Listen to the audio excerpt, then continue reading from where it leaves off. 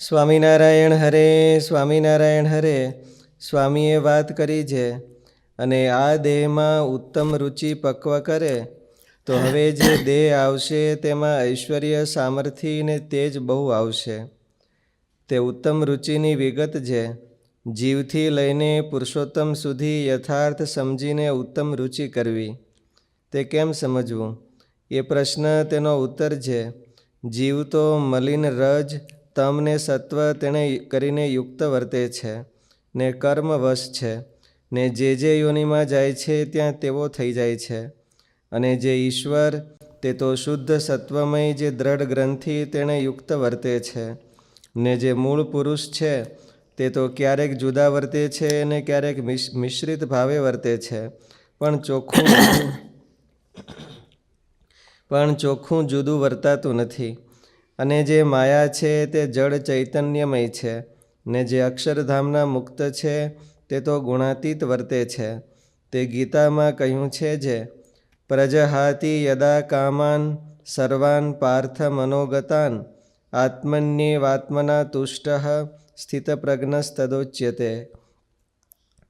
અને જે પુરુષોત્તમ છે તે તો અક્ષરાદિક સર્વેના નિયંતા છે અને પ્રકાશક છે ને એ સર્વેને વિશે શક્તિએ કરીને અન્વયપણે રહ્યા છે ને પોતે તો પોતાના ધામને વિશે સ્વતંત્રપણે રહ્યા છે.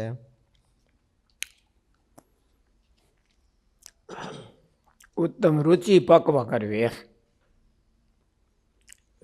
ઉત્તમ રુચિ પોતાને પક્વ કરવી.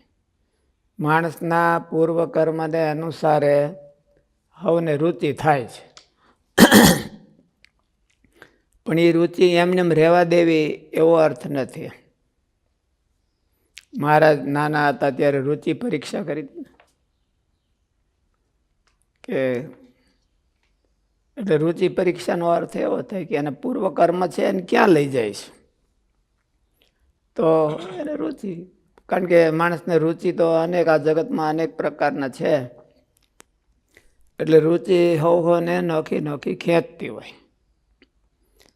પણ એ રુચિ પ્રમાણે જ આપણે વર્તવું એવું જરૂર નથી. રુચિને બદલાવવી અને હારી કરવી એને ઉત્તમ રુચિ પક્વ કરી કહેવાય. આપણા સંસ્કાર તો આપણે જગતમાંથી આટા મારીને આવીએ છીએ એટલે જગતના જ હોય, અને એ રુચિ એમાં જ થાય. એટલે એ આપણે એક્સેપ્ટ કરી લેવી કે ભાઈ મારે તો રુચિ આવી છે તો હું આમ કરું. તો જગતમાં હજી આટા મારવાના જ છે. રુચિ એવી છે તો રુચિ આટા મારવાની જ છે. એટલે એને રુચિને થોડીક મળવી જોઈએ અને ઉત્તમ રુચિ પક્વ કરવી એવું કીધું સ્વામી. આ દેહે કરીને ઉત્તમ રુચિ પક્વ કરે તો બીજા દેહમાં બહુ જોરદાર કામ થાય એવું કીધું. આ દેહે આપણી રુચિ પ્રમાણે જ હાલી, મને આય નથી ફીટ બેહતું, મને આય રુચિ ફીટ બેહે છે. આની અરે રુચિમાં ઘણા વિભાગ છે. ક્રિયાની રુચિ, ગુણની રુચિ, વ્યક્તિની રુચિ, એને રુચિ ઉત્તમ રુચિ બધામાં પક્વ કરી. ક્રિયામાં રુચિ શું હોય? સાત્વિક ક્રિયામાં રુચિ હોય કોઈને રાજસ ક્રિયામાં રુચિ હોય, કોઈને તામસ ક્રિયામાં રુચિ હોય. સાત્વિક તપ, વાણી એવું ગીતામાં કીધું ને. સાત્વિક તપ કોને કહેવાય? શ્લોકમાં હોય છે, 17મા અધ્યાયમાં આવે છે. ગો બ્રાહ્મણ અભિજ્ઞ શૌચ આત્મ વિનિગ્રહ, એવું શૌચમ અહિંસા બ્રહ્મચર્ય એ શારીરમ તપ ઉચ્યતે. એને શારીરિક તપ કીધું છે. વડીલોની સેવા કરવી એ કઈ બધા કોક કરે તો ફાવે નહીં કઈ બધાને. એને રુચિ હોય તો એને કેટલાકને એમાં રુચિ હોય અને કેટલાકને આમ નોખું રહેવાની રુચિ હોય, કેટલાકને અડવાની ન અડવાની રુચિ હોય. એટલે એને શારીરિક તપ કીધું, વાણીનું તપ કીધું અને માનસિક તપ કીધું. પછી એ ત્રણેય બધાય ત્રણ પ્રકારના છે. એક સાત્વિક, એમાં કાંઈ આશા ન રાખે અને કેવળ ને કેવળ ભગવાનને રાજી કરવા માટે કરે તો સાત્વિક ને નિર્ગુણ કહેવાય.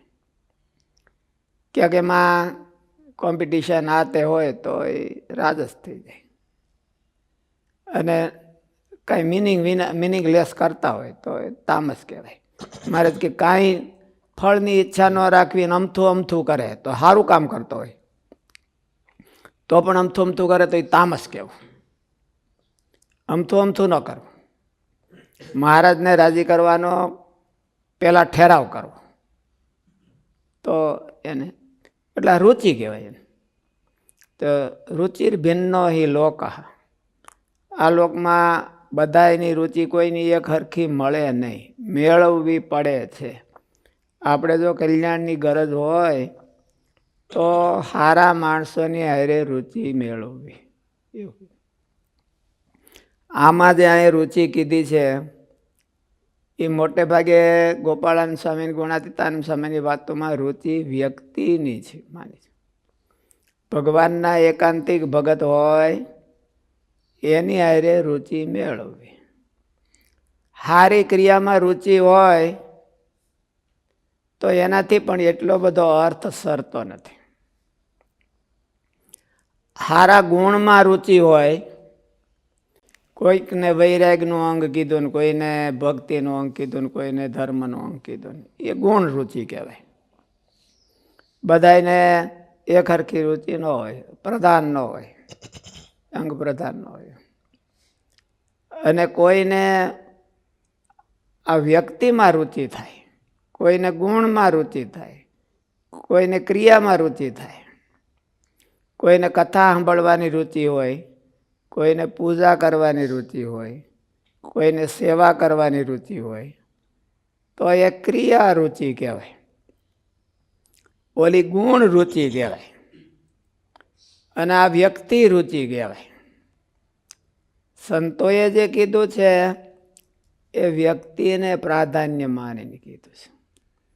શ્રીજી મહારાજ હોતે વચનામૃતમાં એવું કીધું. મહારાજ કે ગોપાળાનંદ સ્વામીને એવું કીધું, તમ જેવાનો સંગ હોય તો એની ક્રિયા સારી જ થાય અને એમાં ગુણ પણ સારા જ આવે. એટલે વ્યક્તિ પ્રધાન છે. દેશકાળાદિક 8માં વ્યક્તિ પ્રધાન છે. એટલે સારી વ્યક્તિમાં ભગવાનના એકાંતિક ભગતમાં એને રુચિ થઈ હોય, ન થઈ હોય તો મળીને ફેરવે, એમાં રુચિ કરે, ડેવલપ કરે છે.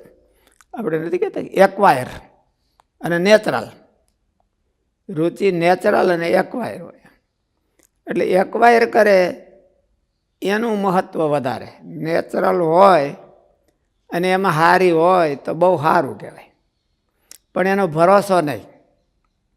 એક્વાયર કરી હોય અને આને આ જન્મે એને દ્રઢ કરી હોય તો એને એ બગડવા ન દે, એની કિંમત હોય. જેમ ગરીબ હોય ને પછી એમાંથી પૈસા મેળવે તો એને પૈસાની કિંમત હોય, પણ ગર્ભ શ્રીમંતને ઘેરે જન્મા હોય એને તો આમ થોડાક આમ કે થોડાક આમ, એને બહુ પૈસાની કિંમત ન હોય. એમાં આને આ જન્મે એક્વાયર કરી હોય સારી રુચિ તો એ ભૂલો ન પડે. આગલા જન્મની સારી રુચિ હોય તો એનું પ્રારબ્ધ સારું કહેવાય, પણ ભરોસો નહીં. ક્યારેક ફેર પડી જાય. એને પોતાને જ ખબર નથી કે આની શું કિંમત છે, આની શું કિંમત છે. એટલે વળી ક્યાંક સંગાવળો થઈ જાય કે ઓલું થાય તો બીજે ઢળાઈને વયો જાય. એટલે સારી વ્યક્તિની રુચિ રાખવી. શાસ્ત્રીજી મહારાજ હતા તો કેટલાય મંડળો હશે. હવે એને સ્વામીને રુચિ મેળવતા ન ફાવે એટલે એને મોઢા બહાર હોય કે ત્યાં જઈને જાય ત્યારે સુખી થાય, એટલે એ સુખી થયા. તો મુગટ સ્વામી જેવા હતા તે વળી બહાર હતા તો પછી સીધા ઠેઠ લગી એમ કે સ્વામીને હારે રુચિ મેળવી. સ્વામી બહુ વખાણ કરતા સ્વામીના, મુગટ સ્વામી કે મુગટ છે કે કારખાનાનું કામ કરતા હોય ને કે મુગટ જેવું કોઈ નહીં, એવું સ્વામી ઘણી વખત વખાણ કરતા કે આમ કારખાનાનું કામ હાલતું હોય, સ્વામી આટો મારવા જાય, મુગટ સ્વામી એની ઉપર હોય કામ બાર, એટલે મુગટ સ્વામીને ખબર હોય કે આગળ ક્યાંક મારી ભૂલ કાઢવાના, એટલી વાટ જોઈને હરખાતા હોય.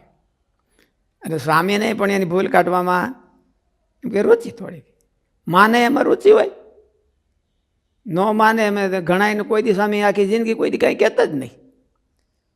અને ઓલા હોય તો એને ધકે, કાંઈ એનો વાંક ન હોય તો એને ધકીને ધૂળ કાઢે. ઓલા બધા બેઠા હોય ને તો આન ધકે, પણ એને પણ મારો વાંક નથી ને એવું ન હોય, એને કાંઈ વાંધો ન હોય. અને ઓલાને કોઈ દી બોલાવે જ નહીં, એને ખબર હોય કે આને કંઈ ખમીએ કે એમ એ નથી ને ઓલું નથી. પણ મુગટ સ્વામીના એમ બહુ વખાણ કરતા સર કે સ્વામી ભૂલ કાઢે તો એ અગાઉથી વાટ જોઈ રહ્યા હોય, અને ન ભૂલ કાઢે તો અમુકનું મનમાં એમ થયું કે આજ કેમ ભૂલ ન કાઢી, આજ મને કેમ કાંઈ ટોક્યો નહીં. દરરોજનો પ્રોગ્રામ હોય સ્વામીનો, ત્યારે બાંધકામ હાલે જ રાખતો. અને મુગટ સ્વામી બાંધકામમાં હોય પહેલાં, પછી મોહન સ્વામી પછી આવ્યા. મુગટ સ્વામી જુનાગઢ ગયા ત્યારે સતત બાંધકામ હાલતું હોય અને મુગટ સ્વામી બાંધકામ કરતા. મુગટ સ્વામી પહેલાં બીજા મંડળમાં હતા, ત્યાંથી અહીં આવ્યા, તો એનો અર્થ શું? એની રુચિ એમાં શાસ્ત્રીજી મહારાજની રુચિ. મુગટ સ્વામી તો એવું કહેતા કે સ્વામિનારાયણ જેવા કોઈ ભગવાન નહીં અને શાસ્ત્રીજી મહારાજ જેવા કોઈ ગુરુ નહીં.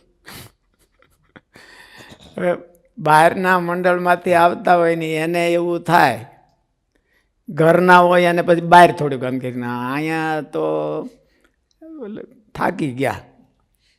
સ્વામીને ઘણા સાધુ કહેતા, બાણું દઈને સ્વામીની ઉપર કીધે એ શિષ્યને રાખતા આવડે છે, લાલ ચટ થઈ જતા, કાન બાન ધ્રુજવા મળે.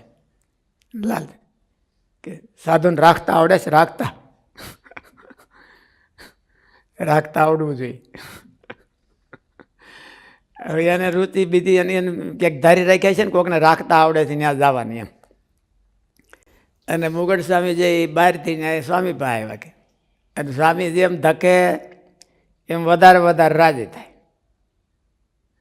તે બહુ તપ ને એવું બધું કંઈ એવા બધા બહુ ગુણ ન હોય તોય પાર પડી જાય, તોય પાર પડી જાય. પાર નહીં, અમુકના મુક્ત ભાવને પામી જાય.